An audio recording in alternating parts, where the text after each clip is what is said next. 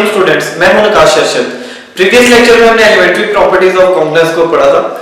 आज के लेक्चर में हम कांग्रेस से रिलेटेड कुछ थ्योरम्स और कुछ क्वेश्चंस को सॉल्व करेंगे। तो फर्स्ट थ्योरम की स्टेटमेंट देखिएगा, अगर a और b कोई से इंटीजर्स हैं, m एक फिक्स इंटीजर है और हमें गिवन है a is congruent to b, तो हम प्रूव करना चाहते हैं a की पावर n कांग्रुएंट होगी b की पावर n के। आज जो हम थ्योरम सॉल्व करेंगे हम एलिमेंट्री प्रॉपर्टीज ऑफ कांग्रेस का यूज करेंगे। तो देखिए, जो हमें गिवन दिया है हमने गिवन लिख दिया, यहाँ से कांग्रेस की डेफिनेशन अप्लाई की तो m डिवाइड करेगा a माइनस b को, इसे इक्वेशन में कन्वर्ट कर दिया, ठीक है। और यहाँ से क्योंकि हम जो प्रूव करना चाह रहे हैं इसमें a की पावर हमें n चाहिए, हमने यहाँ से a को सेपरेट कर दिया, b को राइट हैंड साइड पे शिफ्ट किया, उसके बाद दोनों तरफ हमने होल पावर n ले ली। ये जो b प्लस n के होल पावर n है, इसको हम बायनोमियल थ्योरम की मदद से इवैल्यूएट करेंगे। तो बायनोमियल थ्योरम के अकॉर्डिंग क्या होगा, जो फर्स्ट हमारी टर्म है उसकी पावर डिक्रीज होगी, पहले b की पावर n आएगा, फिर b की पावर n-1, फिर n-2 अप टू डिक्रीज होती जाएगी, लास्ट टर्म में से b डिसअपीयर हो जाएगा। और जो सेकंड हमारे पास टर्म है m के, इसकी पावर इंक्रीज होगी, पहले पावर 0, फिर 1, फिर 2 अप टू n तक जाएगा, ठीक है। और जो पावर है उसके साथ ये होगा, पहले nc 0 है, फिर nc 1, फिर nc 2। तो यहाँ हमने बायनोमियल थ्योरम का यूज करते हुए b प्लस n के को एक्सपेंड करना। उसके बाद हमने क्या किया, हमने bn को लेफ्ट हैंड पे शिफ्ट कर दिया और राइट हैंड वाली जितनी भी टर्म्स हैं इन सब में से m को कॉमन निकाल लिया। देखिए ये जो सारी टर्म्स हैं यहाँ से m कॉमन है, तो इनमें से m कॉमन निकला। अब वो देखिए ये जो अंदर हमारे पास पूरा एक्सप्रेशन आ रहा है ये बेसिकली इंटीजर्स ही हैं, तो इसलिए हम इसकी जगह नया इंटीजर k प्राइम इंट्रोड्यूस करवा देंगे। तो यहाँ हम डिविजिबिलिटी की डेफिनेशन यूज करेंगे, तो m डिवाइड करेगा a की पावर n माइनस b की पावर n और इसे हम कांग्रेस के फॉर्म में लिख देंगे, ठीक है। नेक्स्ट थ्योरम की स्टेटमेंट देखें, अगर f ऑफ x कोई पॉलिनोमियल है और इस पॉलिनोमियल में जितने भी कोफिशिएंट्स हैं वो सारे के सारे इंटीजर्स हैं, ठीक है। हमने और हमें ये भी गिवन है कि a कांग्रुएंट है b के, हमने प्रूव करना है कि जो a की पॉलिनोमियल होगी f ऑफ a वो कांग्रुएंट होगी b की पॉलिनोमियल यानी f ऑफ b के। यानी अगर दो इंटीजर्स कांग्रुएंट है तो उनकी पॉलिनोमियल्स भी कांग्रुएंट होंगी। तो इसमें हम क्या करेंगे, क्योंकि f ऑफ x पॉलिनोमियल है तो ये मैंने पॉलिनोमियल की जनरल फॉर्म लिख दी, a0, a1, a2 और an ये सारे के सारे इंटीजर्स हैं, कोफिशिएंट्स हैं, आप मेंशन कर देंगे ये सारे इंटीग्रल कोफिशिएंट्स हैं। उसके बाद हमने f ऑफ a और f ऑफ b फाइंड करना है, तो जहां-जहां पे x है वहां पे पहले हमने a रखा, फिर जहां-जहां पे x था वहां पे b रखा। उसके बाद हमने क्या किया, हमने रिफ्लेक्सिव प्रॉपर्टी में पढ़ा था हर इंटीजर अपने आप के कांग्रुएंट होता है, तो यहां हमने लिख दिया 1 इज कांग्रुएंट टू 1, इसको a0 से मल्टीप्लाई कर दिया। ऐसा क्यों किया, क्योंकि हमें ये पॉलिनोमियल बनानी है f ऑफ a वाली। f ऑफ a बनाने की कोशिश करेंगे तो ऑटोमेटिकली f ऑफ b भी बन जाएगी। तो f ऑफ a में फर्स्ट टर्म है a0, इसलिए हमने a0 से मल्टीप्लाई कर दिया। फिर गिवन हमें दिया था a is congruent to b, तो हमने इज कांग्रुएंट टू b लिखा।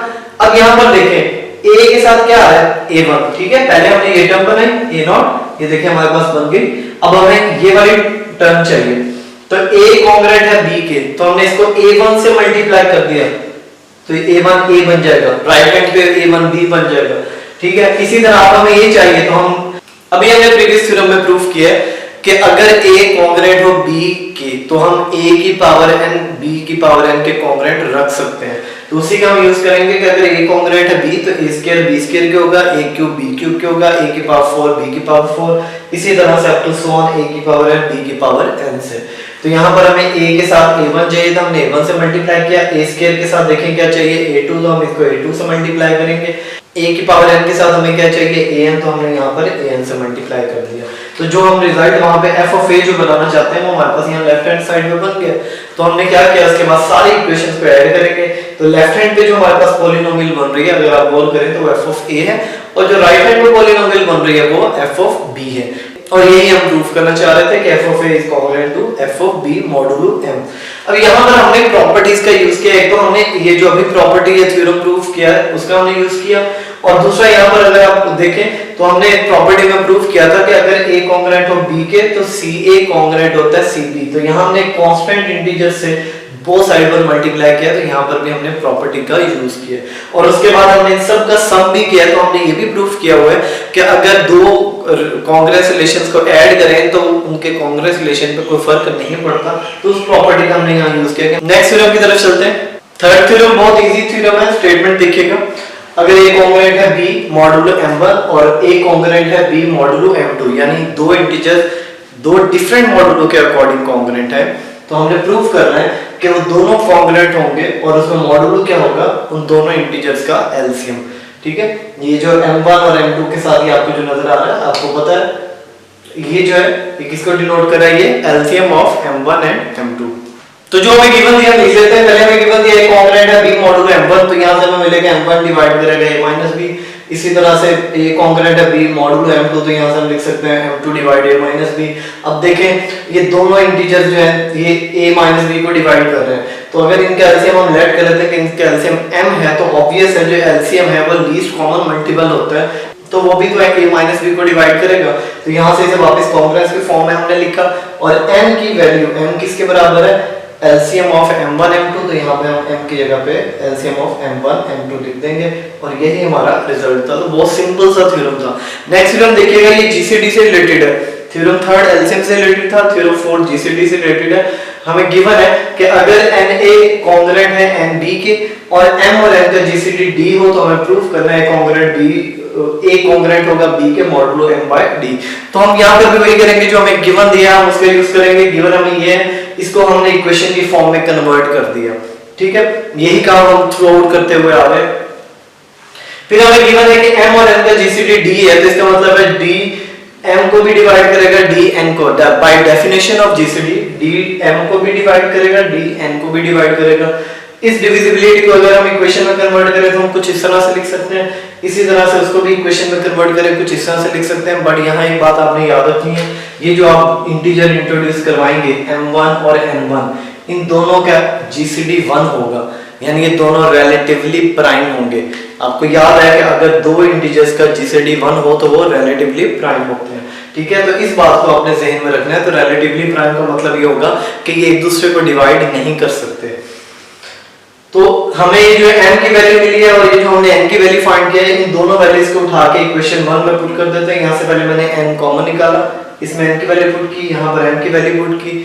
ठीक है, उसके बाद क्या किया, d दोनों तरफ सेम था, हमने इसको कैंसिल आउट कर दिया, d कैंसिल हो गया, ये हमारे पास इक्वेशन बच गई। अब यहाँ से देखिए राइट हैंड वाले दोनों फैक्टर्स लेफ्ट हैंड को डिवाइड कर रहे हैं, तो क्योंकि हमें प्रूफ में m की जरूरत है या m1 की जरूरत है, इसलिए हम k को निगलेक्ट करेंगे। हम लिख देंगे m1 divides n1 into a minus b। अब m1 इन दो इंटीजर्स के प्रोडक्ट को डिवाइड कर रहा है, बट m1 और n1 का जीसीडी तो 1 है, इट मींस m1 n1 को तो डिवाइड ही कर सकता। तो अगर n1 को डिवाइड ही करता, ऑब्वियस है कि a minus b को जरूर डिवाइड करेगा। ठीक है, देखें सपोज 3 डिवाइड करता है 2 मल्टीप्लाई बाय 6 को, यानी 12 को, तो देखिए इसको डिवाइड नहीं कर रहा बट इसको तो डिवाइड कर रहा है ना। तो यहाँ पर वही बात आ गई कि अगर m1 n1 को तो डिवाइड नहीं कर रहा, तो फिर कंफर्म है m1 a minus b को जरूर डिवाइड करेगा। इसको वापस कॉन्ग्रुएंस की फॉर्म में लिखेंगे और m1 की वैल्यू यहाँ पुट कर देंगे। m1 की वैल्यू कहाँ से लेंगे, इक्वेशन 2 में से हम m1 की वैल्यू लेंगे, वो हमें मिलेगी m डिवाइडेड बाय d। वो हम पुट करेंगे तो जो हम रिजल्ट बनाना चाह रहे थे वो हमारा रिजल्ट ड्राइव हो गया। नेक्स्ट इससे रिलेटेड कुछ क्वेश्चन सॉल्व करते हैं। तो मैंने 3 क्वेश्चन राइट डाउन किए, इसी पैटर्न पे और भी क्वेश्चंस बन सकते हैं। आप इनके सेंस समझ लें तो आपसे बाकी क्वेश्चन भी सॉल्व हो सकते हैं। फर्स्ट क्वेश्चन है, हमें रिमाइंडर फाइंड करना है अगर 7 की पावर 23 को 8 पे डिवाइड करना है। ठीक है, तो हम किस तरह से करेंगे, हम इन क्वेश्चंस को कॉन्ग्रुएंस की डेफिनेशन की मदद से सॉल्व करेंगे। हमें क्योंकि 7 की पावर 23 चाहिए, तो हम ट्राई करेंगे कि हम 7 को कॉन्ग्रुएंट प्रूफ कर देंगे किसी भी इंटीजर के, और उसका मॉडुलो 8 रखेंगे क्योंकि ऑब्वियस हम 8 पे डिवाइड कर रहे हैं। तो देखें अगर यहाँ 7 है, कॉन्ग्रुएंट लगा रहा हूँ, यहाँ भी हम कुछ नहीं लिखते, मॉडुलो 8। जब भी हमने रिमाइंडर या रेसिड्यू फाइंड करना है वो पॉजिटिव इंटीजर होना चाहिए। तो आप देखें अगर हम सबसे छोटा पॉजिटिव इंटीजर 1 भी रखें तो क्या 8 7 -1 को डिवाइड करेगा, यानी 6 को डिवाइड करेगा। 8 तो 6 को डिवाइड नहीं करता, इसलिए हम इसको छोड़ देंगे। फिर हम चलेंगे 7 की पावर 2 की तरफ। ठीक है, फिर हम चलेंगे 7 के पावर 3 की तरफ, फिर 7 के पावर 4, जहां पर भी हमारा कॉन्ग्रुएंस का रिलेशन बनेगा हम वहां पर स्टॉप करेंगे। तो अब देखें 7 की पावर 2 कितना हो जाएगा, 49। 49 में से क्या माइनस करें कि वो 8 पे डिविजिबल हो जाए, तो ऑब्वियस है अगर हम यहाँ 1 लिख दें तो 49 - 1 48, 48 तो 8 पे डिवाइड हो रहा है। इट मींस 7 की पावर 2 का रिमाइंडर 1 है, बट हमें रिमाइंडर 7 की पावर 23 का चाहिए। तो हमने प्रॉपर्टीज में पढ़ा है कि हम दोनों तरफ कोई भी पॉजिटिव पावर ले सकते हैं। तो अगर मैं इसके बोथ साइड पर 11 पावर ले लूं, इस पे भी पावर आएगी। ये हमने किस तरह से किया, because if a is congruent to b modulo m, then a की power n is congruent to b की पावर n, और सेम मॉडुलो सेम रहता है इसलिए वो मैं दोबारा नहीं लिख रहा। तो हमने बोथ साइड में 11 पावर लिखी, क्योंकि हमें 23 बनाना है तो 23 डायरेक्ट नहीं बनेगा, बट हम 22 बनाकर फिर हम उसको दोबारा 7 से मल्टीप्लाई करके 23 बनाएंगे। तो ये आ जाएगा 7 की पावर 22 इज इक्वल टू 1 की पावर 11 1 ही रहेगा। अब हमें चाहिए क्या था 23, यहाँ 22 है, हम मल्टीप्लाई कर देते हैं इसको 7 से। तो जब 7 से मल्टीप्लाई करेंगे यहाँ आ जाएगा 7 की पावर 23, सॉरी ये कॉन्ग्रुएंट का सिंबल आएगा, और यहाँ पे 1 को जब 7 से मल्टीप्लाई करेंगे क्या आ जाएगा 7 मॉडुलो 8। तो दैट इज जो रिमाइंडर होगा या रेजिड्यू होगा 7 की पावर 23 का, वो किसके बराबर है, वो 7, यानी ये जो इंटीजर है ये 7 की पावर 23 का रिमाइंडर है। नेक्स्ट देखिए, find smallest positive integer n so that 3 की power n is congruent to 1। हमने वो इंटीजर ढूंढना है जिसके लिए ये रिलेशन होल्ड करे, यानी 3 की पावर n कॉन्ग्रुएंट हो जाए 1 के। तो इसमें भी कुछ हम ऐसे ही फॉलो करेंगे, क्योंकि हमें n फाइंड करना है। हम क्या करेंगे, हम बारी बारी n की वैल्यू पुट करते रहेंगे, और कौन सी वैल्यू पुट करेंगे, पॉजिटिव इंटीजर। तो अगर मैं यहाँ पर for n is equal to 1, तो अगर मैं यहाँ पर पहले 1 रख दूं तो आएगा 3 की पावर 1 कॉन्ग्रुएंट टू 1 मॉडुलो 11। अब हम चेक करेंगे क्या ये जो हमने रिलेशन बनाया ये ट्रू है, ये फॉल्स है। तो देखें, as 11 does not divide 3 minus 1, तो 11 तो 2 को डिवाइड नहीं करता, इसका मतलब ये रिलेशन होल्ड नहीं करता। तो आप यहाँ पे नॉट कॉन्ग्रुएंट लगा दें, ठीक है। ये आपको समझाने के लिए लिखा था, इसको छोड़ दें। इसी तरह हम 2 के लिए चेक कर लेंगे, for n is equal to 2 3 की पावर 2 कॉन्ग्रुएंट, क्योंकि हम 1 तो रखने एज इट इज।